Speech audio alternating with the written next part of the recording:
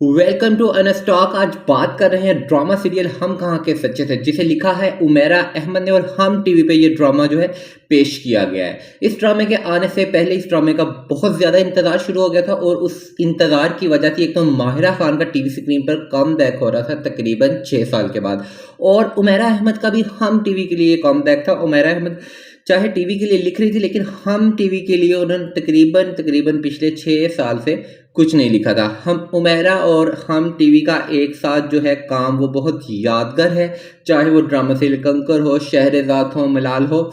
तो ये बहुत यादगार उमेरा ने हम टीवी के साथ मिलकर हिट सीरियल दिए हैं। तो उमेरा अहमद वापस आ रही थी हम कहाँ के सच्चे थे के साथ, जो कि एक नावल की कहानी पर मबनी था। अगर आप नावल रीडर्स हैं, नावल पढ़ना पसंद करते हैं, तो आपने उमेरा अहमद का हम कहाँ के सच्चे थे ज़रूर पढ़ा होगा, और ये हम सब नॉवल रीडर्स का बहुत फेवरेट ड्रामा था। अब इस ड्रामे के साथ हुआ क्या, ये कहानी कैसे थी। इस ड्रामे की कुछ ही एपिसोड्स के बाद इस ड्रामे पे बहुत सारे इल्ज़ामात लगने शुरू हो गए। एक तो फर्स्ट जो इस ड्रामे पे एतराज़ हुआ वो ये था कि भाई बस की छत पे कौन सी लड़की बैठती है। माहिरा खान बस की छत पर डायरेक्टर साहब ने उसको बैठा दिया था, जो यूनिवर्सिटी में जाते हुए बस में रश था। ये वाकई उसमें एक ऐसी चीज़ थी जिससे मुझे भी अजीब लगा, यार ऐसा तो हमने कभी नहीं देखा भी, जितना भी रश हो गया कोई लड़की जो है, और वो भी यूनिवर्सिटी एडवेंचर के तौर पर तो बैठ सकती, इस तरह मजबूरी की हालत में बस की छत पे, ये थोड़ा अजीब था। खैर ड्रामे की तरफ बढ़ते हैं। ड्रामे पे ये एतराज़ होना शुरू हो गया, ये क्या, ये तो वही लव ट्रायंगल है, एक लड़का दो लड़कियां, जो कि अक्सर हर दूसरा राइटर लिख रहा है। तो एक इतनी बड़ी राइटर भी एक लव ट्रायंगल ले आई है, वही वाली लड़ाई, वही वाला फसाद। तो जनाब इसके बारे में हम बात कर लेते हैं कि ये लव ट्रायंगल बिल्कुल ही नहीं थी। और ये उसमें ये दिखाया जा रहा था, टाइटल में ऐसा लग रहा था शायद एक लड़के के लिए दो लड़कियां लड़ मर रही हैं, और वो भी जब लड़का फुफ्फी का बेटा हो। फुफ्फी के बेटे के लिए कौन लड़ता मरता है, ये भी एक बहुत बड़ा एतराज़ था। खैर ड्रामा ऐसा बिल्कुल नहीं था, ड्रामे की कहानी बिल्कुल कुछ और थी।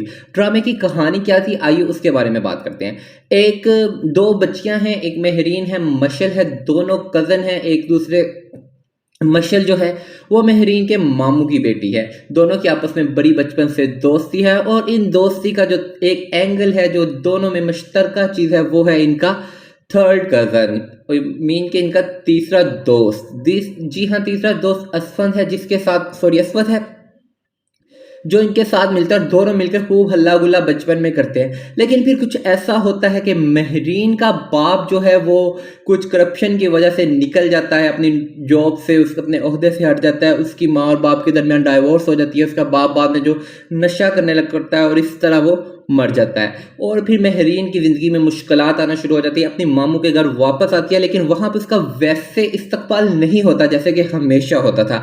मेहरीन को तरह तरह की बातें सुनने को मिलती हैं कि तुम्हारा बाप चोर था, ये वो। असवद तो उसका साथ देता है, हमेशा उसको अपने साथ लेकर खेलता है, लेकिन मशल जो है वो उसको उसके बाप के बारे में बातें करना शुरू हो जाती है। यहाँ पे एक बहुत ज़बरदस्त चीज़ दिखाई गई है कि मशल और मेहरीन जो कुछ भी कर रहे हैं वो रिएक्शन है उनके बड़ों की बातों का। जिस तरह कहते हैं बच्चे का जहन एक साफ स्लेट की तरह होता है, उस पर जो लिखते जाओगे वो लिखते जाएंगे। जी हाँ, ऐसे ही कुछ खेला गया मशल और मेहरीन के जहनों के साथ। मेहरीन की माँ अपने भाई का घर छोड़ के चलेगी, उसकी शादी होगी, लेकिन मेहरीन के साथ उस घर में बहुत कुछ होता रहा। ये एक बड़ा यहाँ से सेंसिटिव जो सीन्स शुरू हो जाते हैं, बहुत ही heart broken, heart touching scenes हैं, और वो जो हमारे दिल को छूते हुए गुजरते हैं, आंखें नम हो जाती हैं, और ड्रामा बहुत ही ज़बरदस्त तरीके से आगे चलना शुरू होता है। लेकिन ड्रामे पे एक और इल्ज़ाम लगता है यहाँ पे कि ड्रामा ड्रैग हो रहा है। क्या ड्रामा वाकई ड्रैग था? अरे देखा जाए तो नेटफ्लिक्स, ZEE5 पे हमने जो जहनी उलझनों के किरदारों पे एक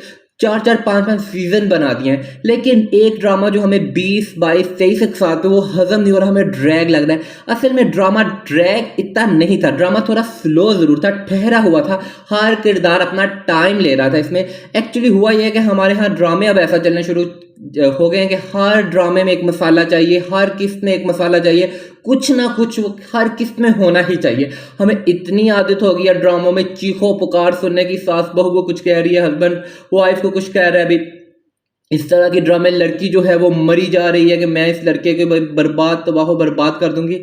तो इस ड्रामे में इस तरह की कहानियां नहीं थी, हर किस में मसाला नहीं था, बहुत ही नेचुरल अंदाज में ड्रामा आगे बढ़ रहा था। जी हाँ, ड्रामे के साथ डायरेक्टर साहब ने थोड़ी सी जो गड़बड़ की है वो हम मानते हैं, वो कबूल करेंगे। वहाँ पे बिल्कुल ड्रामे के साथ थोड़ी गड़बड़ हुई है, कहानी को जहाँ से इतना ज़्यादा जो फैलाना चाहिए था वो फैलाई नहीं, वहाँ पे एकदम समेट के आगे जाके कहानी को थोड़ा सा फैला दिया है। वहां पे हम मानते हैं ड्रामा ड्रैग था, लेकिन इतना ड्रैग नहीं था जितना इसको समझा जा रहा है। ड्रामा एक ठहरा हुआ था, किरदार अपना टाइम ले रहे थे। बाकी ड्रामे की कहानी ज़बरदस्त रही है। ड्रामे में एक्चुअली राइटर ने बताने की कोशिश क्या की है कि हम अपने बच्चों के ज़हनों के साथ क्या खिलवाड़ करते हैं। मशल और महरीन दोनों ही बुरी लड़कियां नहीं थी, लेकिन वो एक दूसरे के लिए बुरी क्यों बन गई थी, ये ड्रामे में दिखाने की कोशिश की। आगे चलते हैं जी। मशल जो है वो असद से शादी करना चाहती है, महरीन असद से शादी नहीं करना चाहती, लेकिन वो सिर्फ असद के इसलिए अब छीनना चाहती है कि वो मशल के पास ना जाए। लेकिन मशल और महरीन एक दूसरे की दुश्मन क्यों बन गई, उनके साथ क्या ऐसा हुआ? क्योंकि अभी मशल की माँ भी कह रही है कि तुम महरीन जैसी क्यों नहीं है, महरीन तो ऐसे है।